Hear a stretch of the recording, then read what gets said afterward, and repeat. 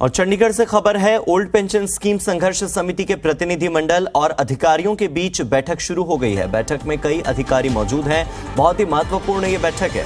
हरियाणा सचिवालय की चौथी मंजिल पर इस वक्त ये मीटिंग चल रही है और आज बैठक में ओल्ड पेंशन स्कीम को लेकर कोई न कोई बड़ा फैसला जरूर हो सकता है। आपको बता दें कि लंबे समय से कर्मचारी ओपीएस लागू करने की मांग कर रहे हैं और कांग्रेस का समर्थन इन कर्मचारियों को काफी मिलता रहा है। दीपेंद्र हुड्डा हो, भूपेंद्र सिंह हुड्डा हो, वो बार बार कहते रहे कि ओल्ड पेंशन स्कीम लागू करनी चाहिए। उन्होंने ये भी हवाला दिया कि झारखंड में, राजस्थान में, छत्तीसगढ़ में, पंजाब में, हिमाचल प्रदेश में हर जगह ओल्ड पेंशन स्कीम लागू है। खासतौर पर जो कांग्रेस शासित राज्य हैं या वो राज्य जहां पर बीजेपी नहीं है, बीजेपी शासित राज्य नहीं है, वहां पर ओल्ड पेंशन स्कीम लागू है, तो फिर हरियाणा में लागू करने में क्या दिक्कत है। हालांकि हरियाणा सरकार का ये पक्ष है कि अगर ओल्ड पेंशन स्कीम लागू कर दी तो 2025 तक आते आते तो दिवालिया निकल जाएगा पूरे देश का, अर्थव्यवस्था ढह जाएगी। हर कर्मचारी को इतनी सुविधाएं देना, इतना सब कुछ देना असंभव है और ये आर्थिक रीढ़ की हड्डी को तोड़ने का काम करेगा देश की, ये कहना है सरकार का।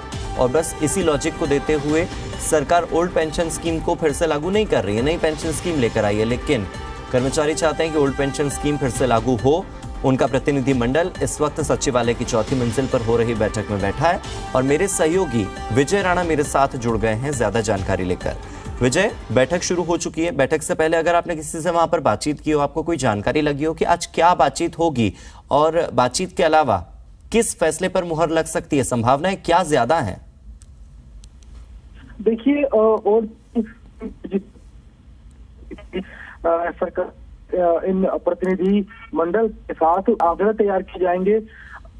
आर्थिक जो बोझ सरकार के ऊपर पड़ सकता है वो कम बोझ पड़ेगा, ज्यादा पड़ेगा, उसको लेकर रिपोर्ट तैयार की जाएगी और दोनों पक्ष जो है वो इस बैठक में अपनी अपनी रिपोर्ट को पेश करेंगे और उसके बाद ओपीएस लागू करना है या नहीं, इसके ऊपर मंथन होगा। तो फिलहाल बैठक शुरू हो चुकी है, लगभग 45 मिनट बैठक शुरू हो चुकी है। उससे पहले दोनों जो पक्ष हैं वो बात कर रहे हैं। सरकार की ओर से आला अधिकारी यहाँ पर बैठक में मौजूद हैं और जो पेंशन बहाली संघर्ष समिति है उसका भी 5-6 लोग जो है वो आए हैं अपने प्रतिनिधिमंडल में और अभी दोनों तरफ से बात की जा रही है, दोनों तरफ से अपनी रिपोर्ट पेश की जा रही है। एक तरफ सरकार जहां एनपीएस के फायदे गिना रही है और ओपीएस को लेकर क्या कुछ राज्य पर आर्थिक बोझ पड़ेगा उसके बारे में बात अधिकारी कर रहे हैं और दूसरी ओर जो संघर्ष समिति के जो लोग हैं वो एनपीएस के कमियां बता रहे हैं कि एनपीएस लागू करने से किस तरह से कर्मचारियों को नुकसान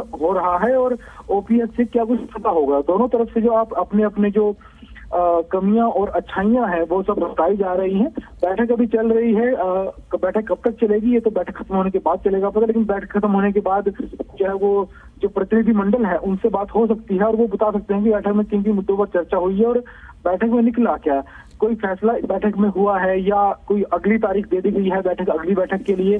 तो फिलहाल बैठक खत्म होने का इंतजार है और उसके बाद उसके बारे में ज्यादा डिटेल में जानकारी मिल पाएगी। विजय, वैसे तो ओल्ड पेंशन स्कीम और ई टेंडरिंग दो अलग अलग मुद्दे हैं, लेकिन वही स्थल चंडीगढ़ पंचकुला बॉर्डर जहां पर आज सरपंच बैठे हैं, इसी जगह पर वैसी स्थिति कर्मचारियों ने भी की थी। उनका भी प्रदर्शन इतना ही उग्र था और उन्हें दी गई थी 3 मार्च की तारीख, सरपंचों को दी गई है 9 मार्च की तारीख। आज की बैठक के बाद कहीं ना कहीं सरपंचों को भी ये पता लग जाएगा कि सरकार का रुख किस तरह से, जब इस तरह के आंदोलन होते हैं, ये आपको नहीं लग रहा है कि एक सेम पैटर्न चल रहा है?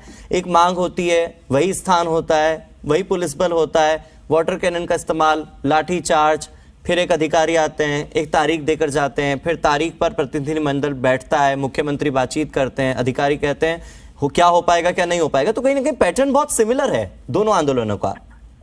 बिल्कुल पैटर्न इतना ज्यादा सिमिलर है कि पहले पंचकुला के सेक्टर 5 में सब लोग इकट्ठा होते हैं और वहां से वो सीएम आवास की तरफ कूच करते हैं। तो पैटर्न बिल्कुल सेम है और विजय, इस पैटर्न सेम होने का जो मतलब निकल रहा है वो ये कि अगर आज जो फैसला सरकार लेती है उसका असर कहीं ना कहीं ई टेंडरिंग के आंदोलन पर भी पड़ेगा। सरपंचों को ये उम्मीद मिलेगी कि आखिर सरकार 9 मार्च के बाद हमारी सुनेगी या नहीं सुनेगी। बहुत बहुत शुक्रिया विजय इस जानकारी के लिए। फिलहाल आगे बढ़ते हैं।